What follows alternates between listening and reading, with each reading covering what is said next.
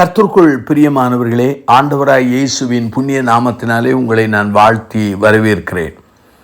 இந்த நாளினுடைய செய்தியின் தலைப்பு என்ன? எக்ஸ்பீரியன்ஸ் ஆஃப் ரிஜெக்ஷன் என்பது. ரிஜெக்ஷன் என்கிற அந்த வார்த்தையினுடைய தமிழ் அர்த்தம் என்னவென்றால் நிராகரிப்பு அல்லது ஒதுக்கி வைத்தல் என்பதாகும். ஒரு வாலிபன் என்னிடத்திலே கூறினான், நான் ஆண்டவருக்கென்று உறுதியாய் வாழ்வதினாலே என்னுடைய கல்லூரியிலே அந்த ஹாஸ்டலிலே என்னை ஒதுக்கி வைத்திருக்கிறார்கள். ஒரு கிறிஸ்துவை ஏற்றுக்கொண்ட குடும்பத்தார் சொன்னார்கள், நாங்கள் ஆண்டவரை உறுதியாய் அறிக்கை செய்வதனால் இந்த கிராமத்தாரும் இந்த சமுதாயத்தாரும் எங்களை ஒதுக்கி வைத்திருக்கிறார்கள். ஒதுக்கி வைத்தல் என்பது நிராகரிக்கிற அந்த தன்மையை வெளிப்படுத்துகிறது. நம்முடைய வாழ்க்கையிலே அநேக சமயங்களிலே அநேக காரியங்களை நிராகரிக்கிறோம். அநேக மனிதர்களை நிராகரித்து விடுகிறோம்.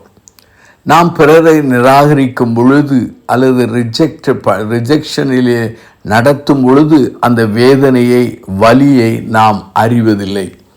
நம்மை யாராவது ஒதுக்கும் பொழுது, நிராகரிக்கும் போது அந்த வேதனையின் வலியை உணர்ந்து அழ ஆரம்பித்து விடுகிறோம். என்னுடைய கடந்த கால ஊழியங்களிலே பல இடங்களிலே என்னை நிராகரித்த அந்த சூழ்நிலைகளை நான் அறிந்திருக்கிறேன். ஆனால் சில இடங்களிலே மக்கள் என்னை ஏற்றுக்கொண்டதை நான் புரிந்திருக்கிறேன். ஆகவே நிராகரிக்கிற தன்மையும் ஏற்றுக்கொள்கிற தன்மையும் நாம் வாழ்க்கையிலே சந்தித்து வருகிறோம். அகித்தாவேல் என்கிற ஒரு மனிதன் இருந்தான். அந்த மனிதன் தாவீதுக்கு ஆலோசனை சொன்ன ஒரு மனிதன். அவன் ஆலோசனை தேவ ஆலோசனை போல காணப்பட்டது. அப்சலோம் தாவீதுக்கு விரோதமாய் எழும்பிய போது இந்த அகித்தாவேல் அப்சலோமோடு சேர்ந்து கொண்டு ஆலோசனை சொல்கிறான். அப்படி சொல்லும்போது ஒரு காலகட்டத்திலே அப்சலோம் என்கிற அந்த மனிதன் இந்த அகித்தாவினுடைய ஆலோசனையை கேட்கவில்லை. இதை அவன் அறிந்தபோது, தன் யோசனை இங்கே நடக்கவில்லை என்று அறிந்தபோது வீட்டுக்கு சென்று காரியங்களை ஒதுக்கி வைத்து நாண்டு கொண்டு செத்தான். இதை 2 சாமுவேல் புஸ்தகம் 17ஆம் அதிகாரம் 23 காண முடிகிறது. சாலமோனுடைய மகனான அந்த ரெகோபயாம் என்கிற ஒரு மகன், அந்த மனிதன் ராஜாவாய் மாறுகிறான். சாலமோனுக்கு பிற்பாடு மக்கள் எல்லாரும் இந்த புதிய ராஜாவிடத்தில் வந்து எங்களுடைய வரி சுமையை நீங்கள் குறைக்க வேண்டும் என்று வேண்டுகிறார்கள். அந்த சமயத்திலே இந்த ரெகோபயாம் என்கிற அந்த மனிதன் என்ன செய்தான்? தன்னுடைய தகப்பன் இடத்தில் இருந்த முதியவர்களை அழைத்து ஆலோசனை கேட்கிறான். அவர்கள் நல்ல ஆலோசனை சொன்னார்கள். ஆனால் பிறகு தன்னோடு வளர்ந்த வாலிபர்களின் ஆலோசனையை அவன் கேட்கிறான். ஆனால் இந்த ரெகோபயாம் என்கிற ராஜா அந்த முதிர்ந்தவருடைய ஆலோசனையை தள்ளிவிட்டு வாலிபர்களுடைய ஆலோசனை ஏற்றுக்கொண்டு தன்னிடத்தில் நெருங்கி வந்த ஜனங்களை கடூரமாய் பேசுகிறான், கடூரமாய் நடத்துகிறான். அதனுடைய முடிவு என்ன? தேசமானது பிரிந்து போனது என்று திருமறையிலே வாசிக்க முடிகிறது. அருமையானவர்களே, இதை நாம் 1 ராஜாக்களின் புஸ்தகத்திலே நாம் 12ஆம் அதிகாரத்திலே 13 காண முடிகிறது. அருமையானவர்களே, அநேக சமயங்களிலே நம்முடைய வாழ்க்கையிலே நல்ல ஆலோசனைகளை நிராகரித்து விடுகிறோம். நல்ல மனிதர்களை நாம் நிராகரித்து விடுகிறோம். நல்ல உறவுகளை கூட நாம் நிராகரித்து விடுகிறோம். சாமுவேல் காலத்திலே மக்கள் எல்லாரும் எங்களுக்கு ராஜா வேண்டும் என்று சொன்னார்கள். ஆனால் சாமுவேலுக்கு அது பிடிக்கவில்லை, கர்த்தருக்கும் பிடிக்கவில்லை. ஆனால் சாமுவேல் ராஜாவை நீங்கள் ஏற்றுக்கொள்வதினாலே வருகிற விளைவுகளை விளக்கினான்.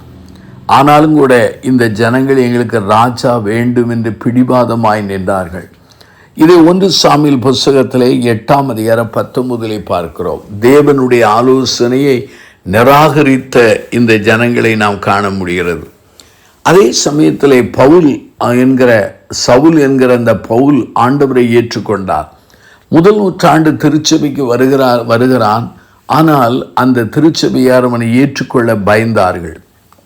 அந்த ஏற்றுக்கொள்ள பயந்தது ஒரு விதமான நிராகரிப்பு தான். ஆனால் பர்னபா வந்து சொன்ன பிற்பாடு அந்த சவுல் என்கிற பவுலை அவர்கள் ஏற்றுக்கொள்கிறார்கள். அருமையானவர்களே, நம்முடைய வாழ்க்கையில் நாம் கற்றுக்கொள்ள அழைக்கப்படுகிறோம்.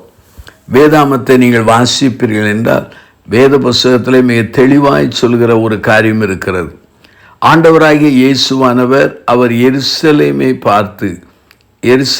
பார்த்து அவர் என்ன செய்கிறார்? அழுகிறார். அப்படி அழும்போது அந்த எருசலேமை பார்த்து சொன்ன காரியத்தை நான் வாசிக்கிறேன். லூக்காவின் நற்செய்தி நூல் 19ஆம் அதிகாரத்தை நீங்கள் எடுத்து வைத்துக் கொள்ளுங்கள்.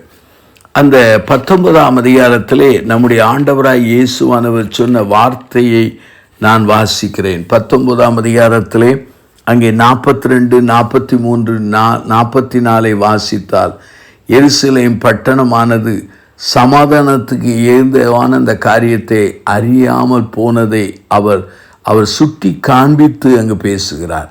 உன்னை சந்திக்கும் காலத்தை நீ அறியாமல் போனபடியால் உன் சத்துருக்கள் உன்னை சூழ மதில் போட்டு உன்னை வளைந்து கொண்டு எப்பக்கத்திலே உன்னை நெருக்குவார்கள்.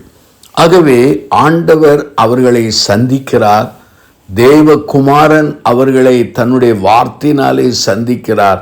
ஆனாலும் இந்த எருசலேம் பட்டணத்தாரும் அந்த மக்களும் ஆண்டவரை ஏற்றுக்கொள்ளாமல் நிராகரித்தார்கள்.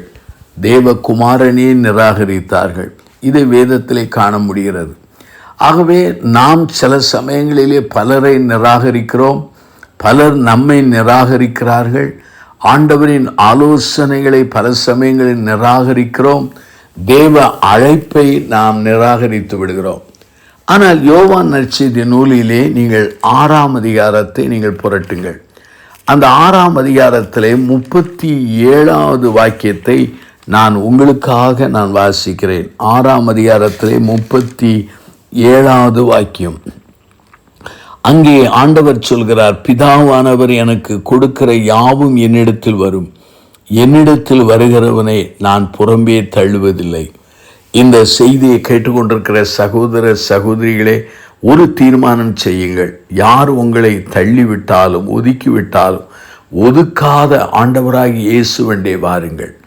அவருடைய ஞானத்தினாலும் ஆவினாலும் ஆளப்பட்டு வாழுங்கள். அப்பொழுது நம்முடைய வாழ்க்கையிலே வெற்றி நிறைந்த ஒரு வாழ்க்கை வாழ ஆண்டவர் உதவி செய்வார். கண்களை மூடி நாம் பிரார்த்தனை செய்வோம். அன்பின் ஆண்டவரே, எங்களுடைய வாழ்க்கையிலே இப்படிப்பட்ட ஒரு சூழ்நிலையிலே உம்மிடத்திலே வருகிறோம். நாங்கள் நிராகரிக்கப்பட்ட காலங்கள் உண்டு. நாங்களும் பலரை நிராகரித்த அந்த சமயங்களும் உண்டு. ஆனால் நீர் எங்களை நிராகரிக்காதபடி எங்களை ஏற்றுக்கொண்டிருக்கிறீர். உம்முடைய தன்மையிலே நாங்கள் வாழ எங்களுக்கு பலன் தாரும். இயேசுவின் நாமத்தில் ஜெபிக்கிறோம் பிதாவே, ஆமென்.